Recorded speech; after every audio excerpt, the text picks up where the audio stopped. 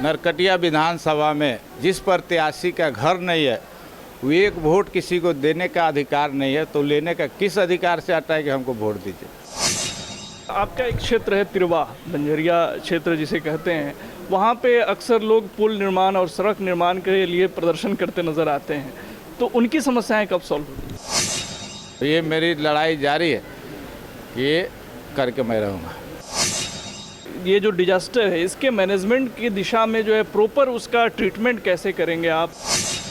तो आप MSDP का योजना जा कर के आप देखेंगे, उस पैसा को जब UPA 1 ने जिस कार्य के लिए दिया था, तो वो कार्य होना चाहिए था कि नहीं होना चाहिए था। तो मैंने लगातार विधानसभा में मामला उठाया।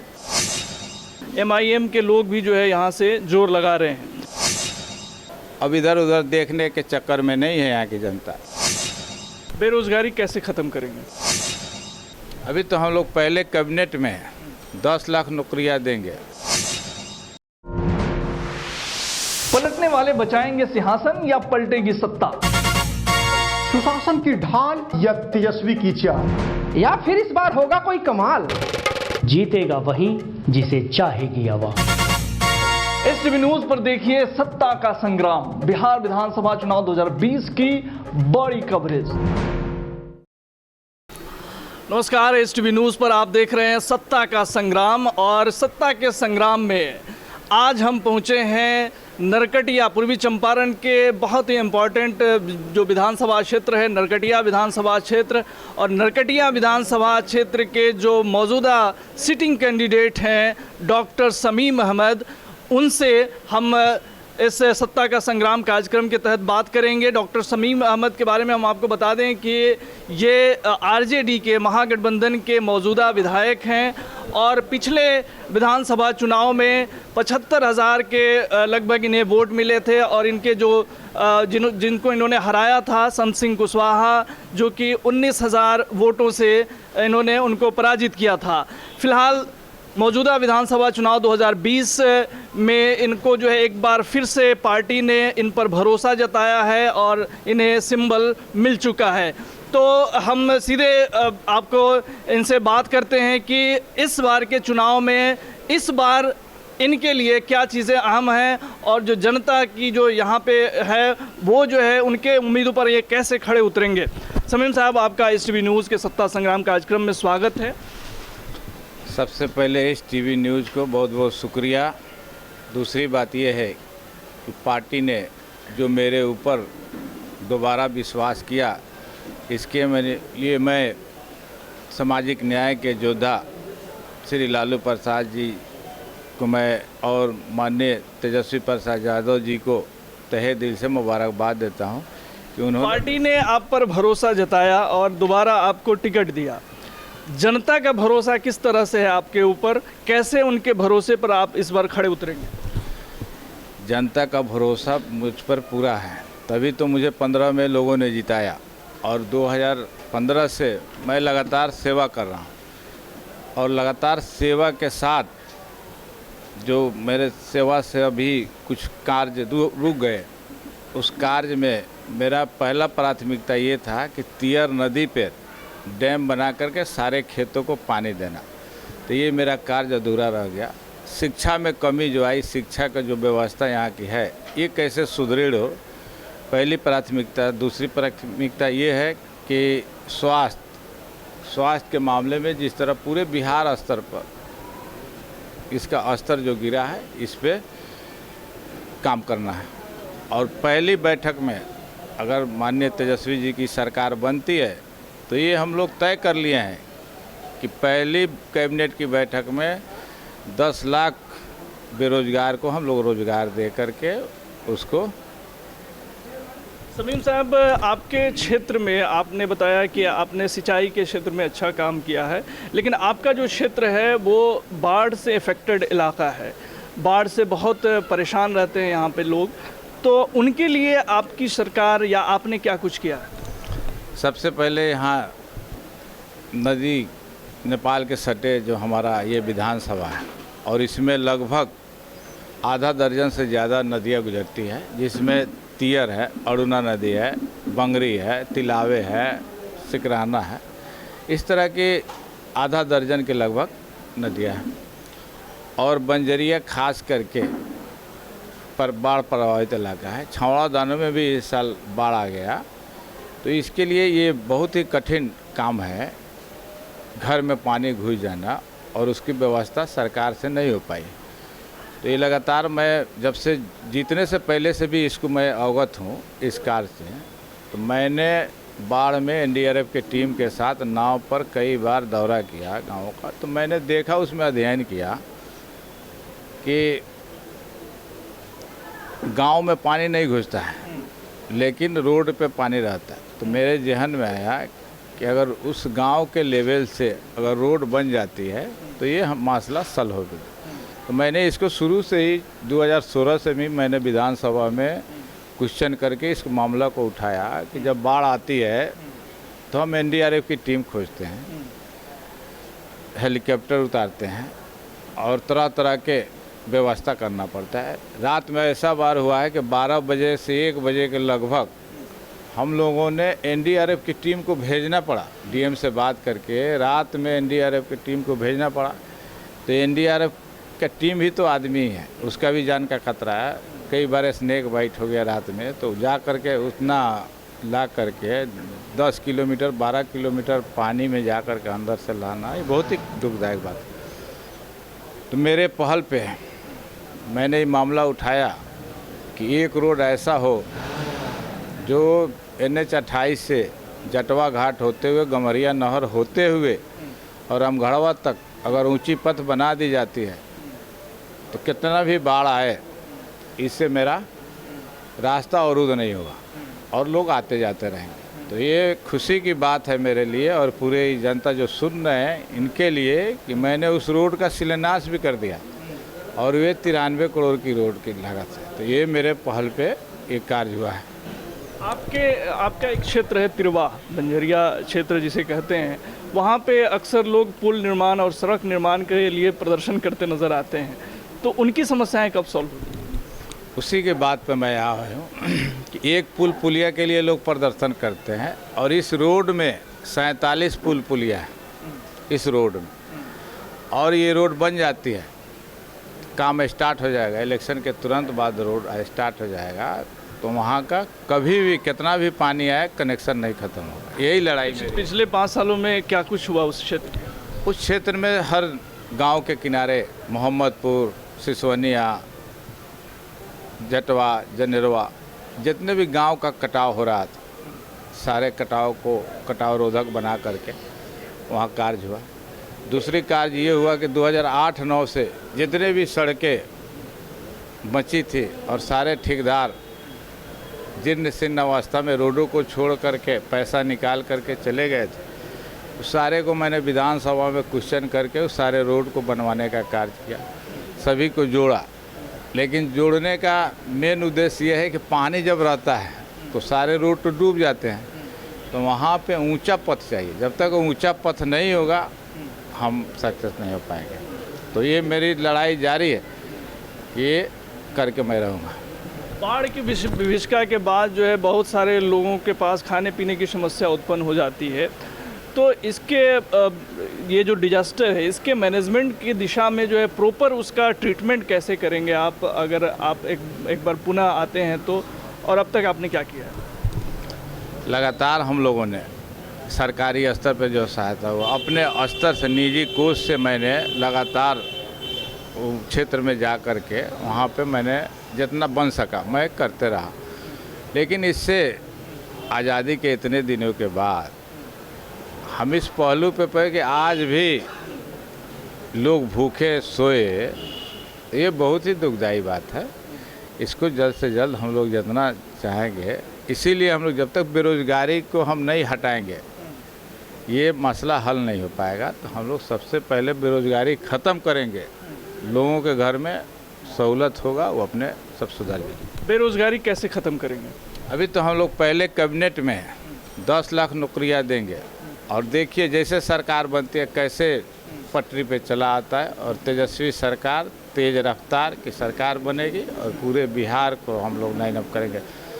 और कई कल कारखाना, एक भी कारखाना नहीं खुल पाया, जब तक कारखाना नहीं खुल पाएगा हम लोग आगे नहीं बढ़ पाएंगे। तो सारी व्यवस्था हम लोगों का है कि कैसे हम लोग उसका व्यवस्था करें। पिछले 15 साल नीतीश कुमार का जो है गवर्नमेंट रहा है, और फैक्ट्रियों के मामले में या जो यहाँ के लोग हैं उनके रोज़गार के मामले में नीतीश कुमार भी जो है उसी पैटर्न पे रहे हैं। 15 साल पहले आपकी सरकार थी, उस समय भी कुछ नहीं हुआ जनता के लिए। तो इस बार अगर भी राष्ट्रीय जनता दल या महागठबंधन की सरकार बनती है तो जनता कैसे उम्मीद करे कि इस बार जो है डेवलपमेंट के और जो बेरोज़गारी है उस पर पूरी तरह से काम होंगे ही? सबसे पहले मेरी सरकार पे हमेशा ये इल्ज़ाम लगाया जाता है। आप देखिए यूपीए 1 की सरकार जब बनी और माननीय सोनिया जी, माननीय लालू प्रसाद यादव जी की जब सरकार बनी यूपीए 1 की, तो बिहार में जितने भी सड़कें बनी सब उनका देन है। मनरेगा का जितना भी काम हुआ, जितना मनरेगा से लोगों को रोज़गार मिलता है और जितने भी पेड़ लगाए गए, ये सब यूपीए 1 का देन है, नहीं कि नीतीश कुमार जी का देन है। अब जा कर के देखे उसको। और यूपीए 1 ने काम किया, एक योजना लाई थी MSDP, जो अल्पसंख्यकों के लिए उत्थान के लिए था। उसके शिक्षा पे खर्च करना था, स्वास्थ्य पे खर्च करना था, उस एरिया को डेवलप करना था। लेकिन इस पैसा को रोक करके अब जा कर के देखिए अकाउंट में कितना पैसा लगा हुआ है, लेकिन इसको खर्चा नहीं करने देता है। इसको ड्रॉप करके कि अल्पसंख्यक कैसे से इसको रोका जाए। तो आप MSDP का योजना जा कर के आप देखेंगे, उस पैसा को जब यूपीए 1 ने जिस कार्य के लिए दिया था तो वो कार्य होना चाहिए था कि नहीं होना चाहिए था। तो मैंने लगातार विधानसभा में मामला उठाया कि इसको जिस कार्य के लिए यूपीए 1 ने दिया उस कार्य को होना चाहिए था। समीम साहब, अब थोड़ा सा समीकरण पे आ जाते हैं। आपका मुकाबला इस बार जो है जो एनडीए है, एनडीए समर्थित जेडीयू के पार्टी से जो कैंडिडेट आए हैं श्याम बिहारी गुप्ता जी से है। तो इस बार जो है, और इसके अलावा भी सोनू मुखिया के रूप में भी जो है एक नाम है, और MIM के लोग भी जो है यहाँ से जोर लगा रहे हैं। तो इन सब के बीच मुख्य मुकाबला आप किन से अपना देख रहे हैं? यहाँ पे खास करके नरकटिया विधानसभा में, नरकटिया विधानसभा की जनता जाग चुकी है और कोई भी बाहरी प्रत्याशी को यहाँ बर्दाश्त, कोई नो एंट्री लगा हुआ है, सारे लोग अपना नो एंट्री लगाए हुए हैं कि कोई भी बाहरी प्रत्याशी अब नरकटिया विधानसभा में आने की जहमत न करे और अपना बोरिया बिस्तर यहाँ के लोग बांध करके उसको भेज देंगे कि जाओ जहाँ का है वहाँ पे काम करो। यहाँ के लोग नरकटिया विधानसभा को संभालने के लिए है। बाहरी प्रत्याशी आप किन्हें मानते हैं? जिसका नरकटिया विधानसभा में जिस प्रत्याशी का घर नहीं है, वो एक वोट किसी को देने का अधिकार नहीं है, तो लेने का किस अधिकार से आता है कि हमको वोट दीजिए? अगर कोई वार्ड में खड़ा होता है, मुखिया में खड़ा होता है, जिला परिषद में खड़ा होता है, तो वो एक वोट किसी को दे नहीं सकता है, तो लेने का क्या अधिकार है उसका? MIM के लोग और जो RLSP कुशवाहा जी की पार्टी है और BSP का गठबंधन हुआ है, उससे भी यहाँ पे कैंडिडेट आएंगे, LJP से भी कैंडिडेट आएंगे। तो ऐसे में जो है आप अपने लिए किस तरह का माहौल देख रहे हैं? क्या वोटों का जो है बंटवारा होगा जिससे आपको नुकसान होगा? यहाँ पे मैंने पहले ही बता दिया कि नरकटिया विधानसभा की जनता जाग चुकी है और तेजस्वी सरकार के तरफ अपना पूरा वादा दे दिया है। अब इधर उधर देखने के चक्कर में नहीं है यहाँ की जनता। एक ही मात्र, एक ही निशाना, तेज रफ्तार तेजस्वी सरकार। बाहरी सभी कितने भी पार्टियां यहाँ बना ले, कोई असर करने वाला नहीं है। समीम साहब, हम जब यहाँ पे आए आपका इंटरव्यू करने के लिए तो हमने देखा है कि अभी भी आप जो है अपने प्रैक्टिस को बहाल रखे हुए हैं और आज आप मरीज़ देख रहे थे। तो ये कैसे आप मैनेज करते हैं अपना जो है, एक तो राजनीतिक करियर है, फिर एक पेशा जो है आपका डॉक्टरी का, तो इन दोनों के बीच समन्वय कैसे आप बिठा पाते हैं जब ऐसे समय में जबकि चुनाव हो रहा है और चुनाव में हर प्रत्याशी जो है का एक एक मिनट कीमती है, ऐसे में आप जो है प्रैक्टिस करते नज़र आए? एक वोट सभी को देने का अधिकार है, वोट दे सकता है। मैं कैंडिडेट हूँ, अगर मेरी थोड़ी सी टाइम दे देने से अगर किसी का जान बच जाता है तो मैं पहले उस काम को, उसका जान बचा करके ही मैं वोट मांगने जाऊंगा। हमारी जनता साथ में है, वो मेरे कार्यों को देख रहा है। अगर 2 मिनट में मैं 2 वोट मांग सकता हूँ, यही कर सकता हूँ, लेकिन 2 मिनट 5 मिनट टाइम देने के बाद अगर किसी का लाइफ बच जाता है तो पहले मेरी प्राथमिकता ये रहेगी कि मैं पहले उसका जान बचाऊँ। आप जो है शुरू से इस प्रोफेशन में रहे, मेडिकल प्रोफेशन में रहे, इसके बाद जो है राजनीतिक करियर की आपने शुरुआत की करी। पहली बार जब आप लड़े तो निर्दलीय प्रत्याशी के रूप में आए थे, हालांकि आप तीसरे स्थान पर रहे, लेकिन दूसरी बार में आपको सफलता मिली। तो ये 5 साल का जो एक्सपीरियंस रहा है, इसको आप किस रूप में देखते हैं? 5 साल का एक्सपीरियंस, मैं जब यहाँ खैरवा में अपना स्थापित किया क्लिनिक, तो मैंने अध्ययन किया। यहाँ पे सड़कों की स्थिति बहुत ही दयनीय थी, कहीं पे बिजली नहीं थे और लोग मेन रोड पे ही मोटरसाइकिल साइकिल छोड़ करके रात में पैदल आना बहुत ही दुखदायी था। तो मैंने अध्ययन किया इस नरकटिया विधानसभा के बारे में। तो जब भी यहाँ प्रत्याशी रहे, 1 या 2 बार यहाँ के लोकल रहे, नहीं तो हमेशा बाहरी थे। तो मैं सभी लोगों से राय किया कि भाई आप लोग अपना प्रत्याशी क्यों नहीं चुनते? जब तक कि आपका दुख दर्द, बाहर से कोई आएगा तो अपना बिजनेस करने आता है, जब तक कि प्रत्याशी आपका अपना नहीं होगा ये क्षेत्र का विकास नहीं हो पाएगा। तो मैंने इसी वजह से यहाँ की बदहाली देख करके मैं इस राजनीति में आया कि मैं इसके लिए कुछ काम कर सकूं और अपने क्षेत्र को और अपने क्षेत्र के जनता को मैं सहूलत दे सकूं। तमीम साहब, मौजूदा समय में चुनाव जो है उसकी परिस्थितियां बदली हैं, बहुत तरह के नेशनल मुद्दे भी अब जो है हावी हो रहे हैं। ऐसे में जब पूरे देश की राजनीति एक अलग तरीके के मोड़ पे है, तो आप एक मुस्लिम कैंडिडेट हैं। नो डाउट ये मुस्लिम बहुल इलाका है, मुस्लिम यादव और वैश्य बहुल इलाका है। तो ऐसे में जो राजनीतिक परिस्थितियां बनी हैं देश में, उसका कितना नुकसान होगा? सबसे पहले मैं डॉक्टर समीम, डॉक्टर अगर सही नियत का है तो ये कोई जात पात की राजनीति नहीं करता है। और कोई अगर मरीज भी आता है तो उससे नहीं पूछा जाता है कि किस जाति का, नाम इसीलिए लिखा जाता है कि पुर्जा उसका इधर उधर नहीं।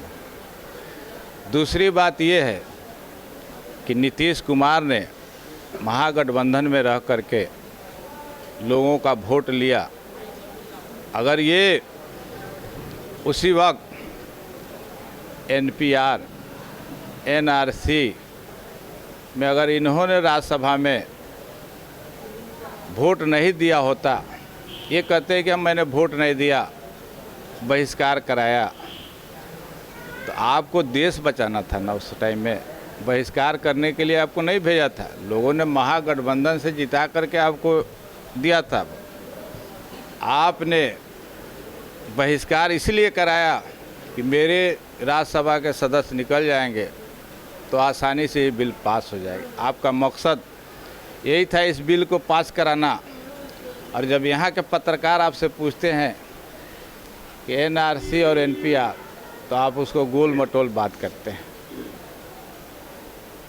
तो आज की जो परिस्थिति है, खास करके बिहार की, यहाँ पे इस तरह के किसी भी सांप्रदायिक ताकतों का यहाँ पे कोई रोल नहीं हो पाएगा। कितना भी ये मुद्दा उठा ले, हमारे नौजवान यहाँ पे जग गए हैं। जिस तरह से अभी कोरोना वायरस का महामारी आया और इसमें हमारे नौजवानों को, बेरोजगारों को जो बाहर में फंसे थे, तो ये कर्तव्य नहीं बनता था मुख्यमंत्री जी को कि उनको बाहर से हम पहले मंगा ले। जब पूरे देश में मात्र 500 कोरोना वायरस के मरीज थे तो उस टाइम लॉकडाउन हो गया और लगभग 10 लाख पेशेंट हो गए तो उसको खोल दिया गया। और यहाँ पे हमारे माननीय नीतीश कुमार जी बोलते थे कान खोल लो, कोई बिहारी अगर आया बिहार में तो मैं उसको घुसने नहीं दूँगा।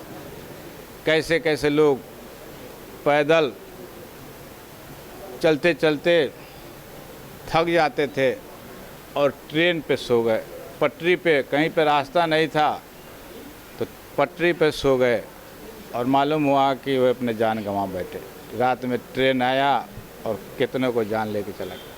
कितना लोग दिल्ली बम्बे से पैदल आया, कितने कठिनाई में आया, उस सीमेंट का बम्पर में लोग छिप करके आए। क्या वे बिहार के लोग नहीं है क्या? इस तरह की रवैया बिहार की जनता नहीं करेगी। बिहार के नौजवान अब जग चुका है, इसको रोज़गार चाहिए और किस रूप में रोज़गार हम लोग देंगे उसकी व्यवस्था है हमारे पास। चुनाव में आखिरी सवाल समीम साहब, चुनाव में आपके अहम मुद्दे क्या होंगे? अगर 3-4 का अगर हम जिक्र करें तो आपके लिए जो है चुनाव में अहम मुद्दे क्या होंगे? किन मुद्दों को लेकर के आप चुनाव में जनता के बीच जा रहे हैं? सबसे पहले हम लोग पहला मुद्दा ये है कि नौजवानों को रोज़गार देना।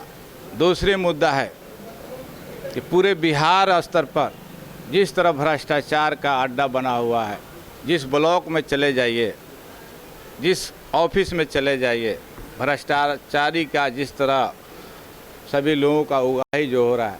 दूसरी कदम ये रहेगा कि भ्रष्टाचार मुक्त बिहार हो, भ्रष्टाचार मुक्त बिहार बने, ये मेरे दूसरी प्राथमिकता। तीसरा ये है कि नदी हिमालय पहाड़ से निकलती है और इसका बहाव उत्तर से दक्षिण की तरफ बना हुआ है और पूर्व के मेरे इंजीनियर एक नहर बना दिया बड़ा सा, जो वाल्मीकि नगर से यहाँ ढाका तक, और जब भी बाढ़ आता है नेपाल से जब भी पानी आएगा तो उस नदी पे, नहर पे प्रेशर पड़ता है और नहर का प्रेशर टूटना तय है।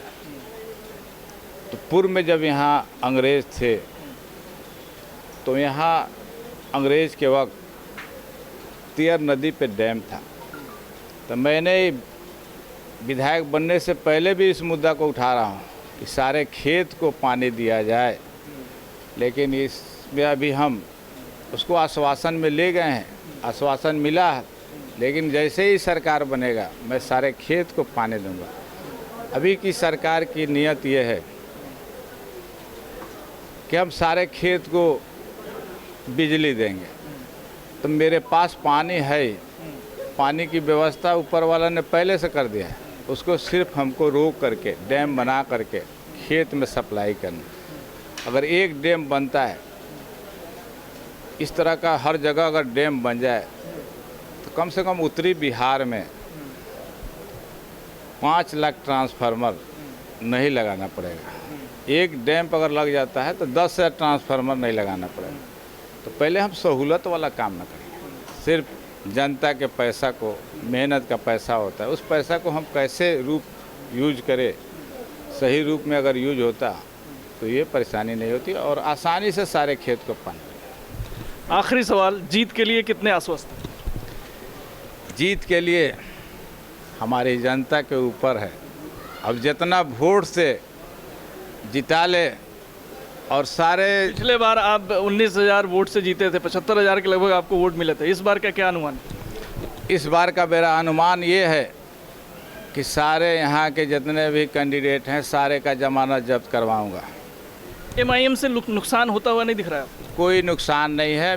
नरकटिया विधानसभा की जनता जाग चुकी है और ख़ास करके तेजस्वी सरकार पे हमारे नौजवानों को ये विश्वास हो गया है कि वही सरकार बनेगा तो हम लोगों को कल्याण होगा। बहुत बहुत शुक्रिया समीम साहब हमसे बात करने के लिए। तो दर्शकों, सत्ता का संग्राम कार्यक्रम में आज हम बात कर रहे थे नरकटिया विधानसभा क्षेत्र के जो मौजूदा विधायक हैं और महागठबंधन के प्रत्याशी डॉक्टर शमीम अहमद से। डॉक्टर शमीम की लड़ाई जो है इस बार सीधे तौर पर अगर एनडीए के रूप में देखा जाए तो एनडीए के जो प्रत्याशी हैं, जेडीयू के प्रत्याशी हैं, उनके साथ होना है। इसके अलावा दूसरी जो दिगर पार्टियां हैं, एलजेपी के भी उम्मीदवार यहां पे खड़े होंगे। जैसा कि चिराग पासवान ने अनाउंस किया है कि जो जहां भी जेडीयू के उम्मीदवार होंगे तो तो इनकी लड़ाई वहाँ पे अपने उम्मीदवार को भी उतारेंगे। तो एक तरफ से एनडीए खेमे से दो आप मान सकते हैं, लेकिन दूसरी तरफ जो है एमआईएम और जो आरएलएसपी है और पप्पू यादव की पार्टी है जन अधिकार पार्टी, तो इनके कैंडिडेट जब खड़े होंगे तो निसंदेह ये वोटों का जो है बंटवारा होगा। तो ऐसे में डॉक्टर शमीम अहमद अपनी मजबूती को किस तरह से बरकरार रखेंगे ये आने वाला वक्त बताएगा। फिलहाल अभी चुनाव का दौर दूसरे फेज़ में, यहाँ पे तीसरे फेज़ में मतदान होना है, तो आगे की क्या परिस्थितियां बनेंगी हम लगातार आपको इस विधानसभा क्षेत्र से जुड़ी तमाम जानकारियां देते रहेंगे। तमाम खबरों और डिबेट्स के लिए जुड़े रहिए हमारे साथ। नमस्कार। पलटने वाले बचाएंगे सिंहासन या पलटेगी सत्ता? सुशासन की ढाल या तेजस्वी की चाल, या फिर इस बार होगा कोई कमाल? जीतेगा वही जिसे चाहेगी आवाम। एसटीवी न्यूज पर देखिए सत्ता का संग्राम, बिहार विधानसभा चुनाव 2020 की बड़ी कवरेज।